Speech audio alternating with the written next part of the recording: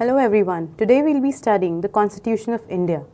This is the fourth unit in the subject Foundation course, which is a common subject for first year BCom, first year BA, first year BSc along with the various specializations.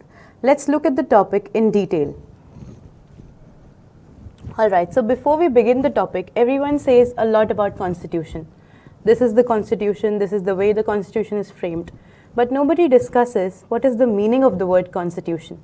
Basically, it is all the set of rules that will define a particular country. So when everything that constitutes the administration of a country is coded, by which I mean is written, the constitution of a country comes into existence. Now, why do we need to study the Constitution of India? Well, India being the most diverse democracy, the Constitution of India is one of the most legendary documents in the history of humanity. It is the longest written constitution of any sovereign country. By longest written, I mean it has 395 articles and 12 schedules, along with 22 parts in which the entire administrative, judicial and legislative system has been defined to the point. Now, how was the Indian Constitution framed? We normally hear that it was the drafting committee headed by Dr. B.R. Ambedkar who framed the Indian Constitution. Well, the reality is far beyond that.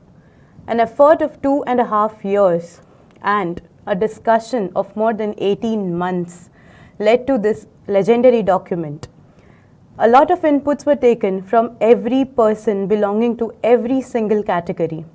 We had Rajkumari Amrit Kaur as a royal, we had the tribals, and it was the drafting committee who used to draft the entire thing and not frame the entire thing. The idea belonged to India, and so the constitution is said to be made by the people who represent the purest soul of India. Now, this is the original photo of the original document of the Constitution of India. The first part, or where the constitution begins, is a very iconic introduction of the Constitution. Now, it is arguably said that the preamble is not a part of the Constitution, but just an introduction of it. Now, when we go to see the preamble, throughout our school lives, this was the first thing that when we opened our textbooks, we used to see. The preamble discusses a few important topics. The first one is, we the people of India. Now, this concept everyone would find very common with the American Constitution. This basically means that the Constitution was given to us not by anyone else but by ourselves. So it says, we the people of India having solemnly resolved. Now, the word solemn indicates the religious ideologies that India has been following from time to time. We the people of India having solemnly resolved to constitute India. Now, these will be the words which will define India in the future, is what the preamble says. So, it begins with sovereign. Throughout the history of India, we've always been ruled by rulers, followed by colonies. This was for the first time that we were not under the rule of anyone.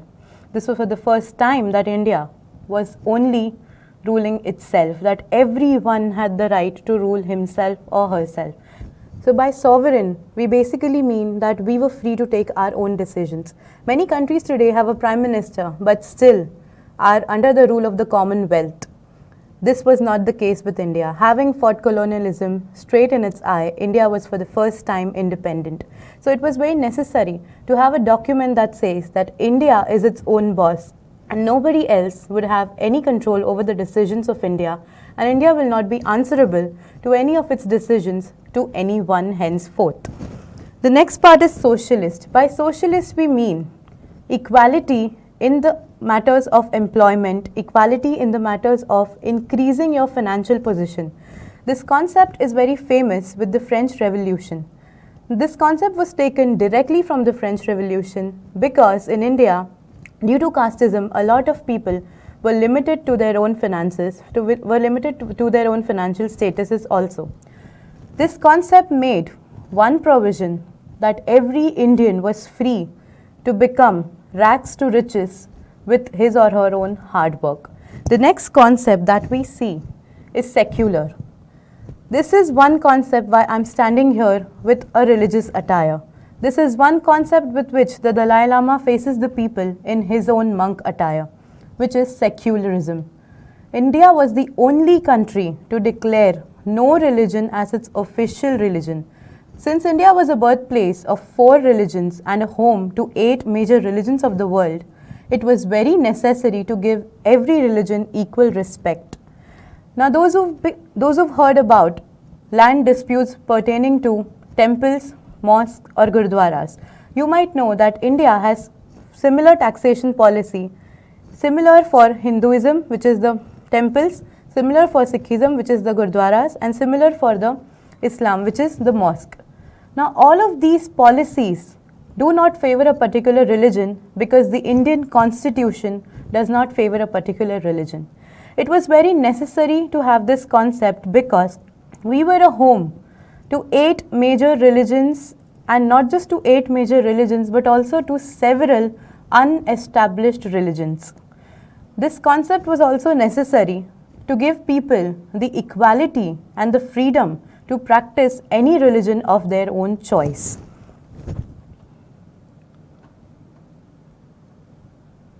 The next part is democracy. Now, democracy is a concept again taken from the American War of Independence. It means for the people, of the people, and by the people.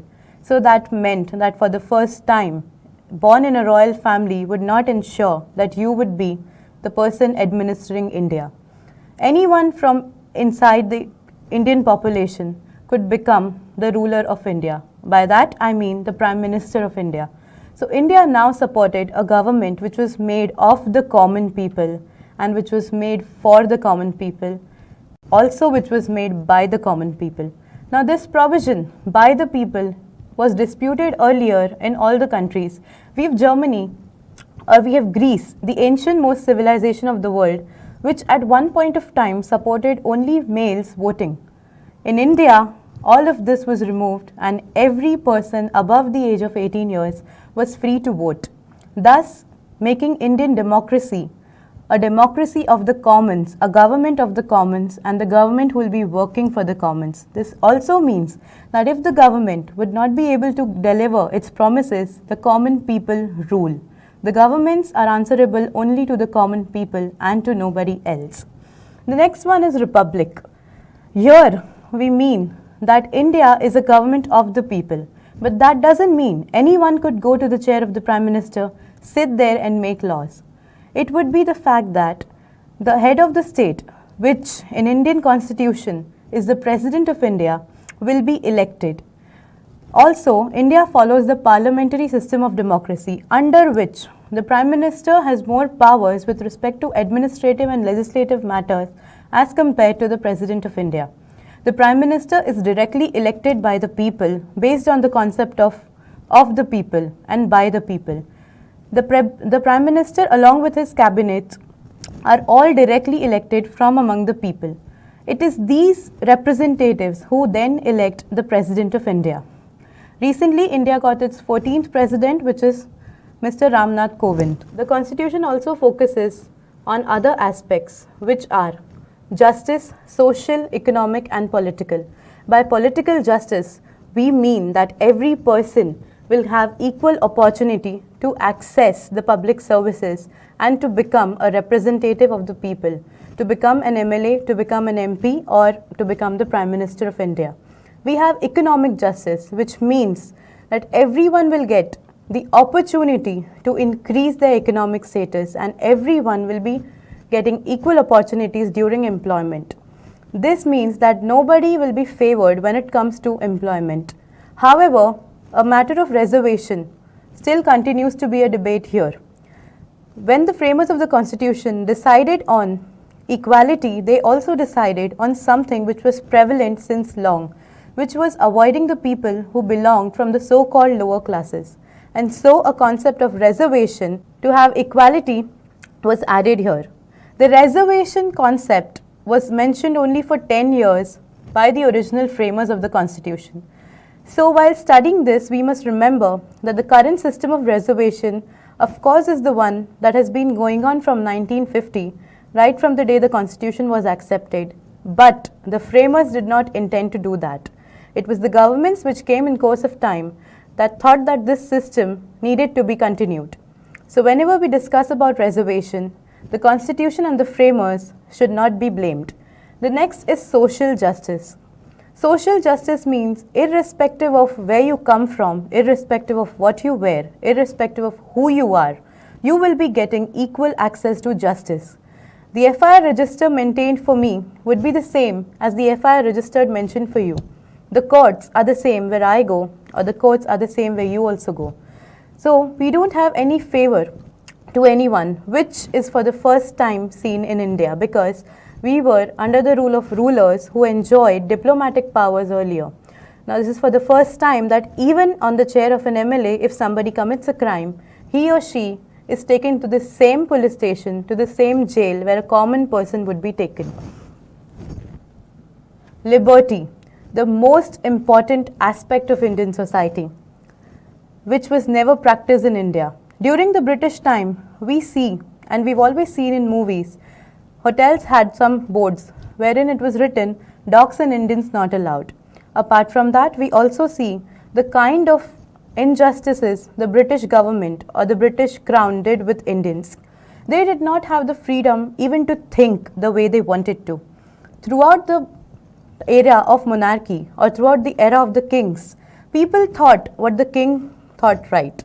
This was for the first time that people got the liberty to live a life according to how they wanted, to live a life with conditions with which what they wanted, and to live a life where they wanted.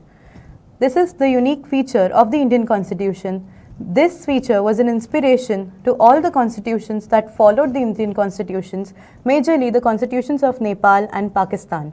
When we mean liberty, we also mean the act of thinking beyond boundaries. And this is when people started questioning. Today is the era where we have trolls on Facebook or on social media about a lot of celebrities, a lot of politicians. This case does not persist in countries where there is dictatorship.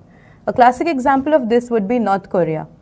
Though North Korea is a country which is in the modern day world, but it does not give liberty to its people. Similarly, a lot of countries do not give liberty to the people to question religious or administrative setups. But in India, via RTIs or via public interest litigations, all of us are free to even ask questions to the government that we chose, which is a rare feature, and a feature of such sort being given to a country which was the largest democracy even at that point of time was indeed a legendary move. Next we have equality, and as you can see in the picture, there was always somebody who was above everyone, which was the king. For the first time ever, everyone was equal. So here we have equality, which means that everyone, irrespective of their financial condition, irrespective of where they have a house, irrespective of where they were born, will be considered Indians first and anything else later on. Fraternity. This another concept in the preamble says the spirit of brotherhood in India. India has always been a country full of equality. It was the British policy of divide and rule that made us realize that we are different.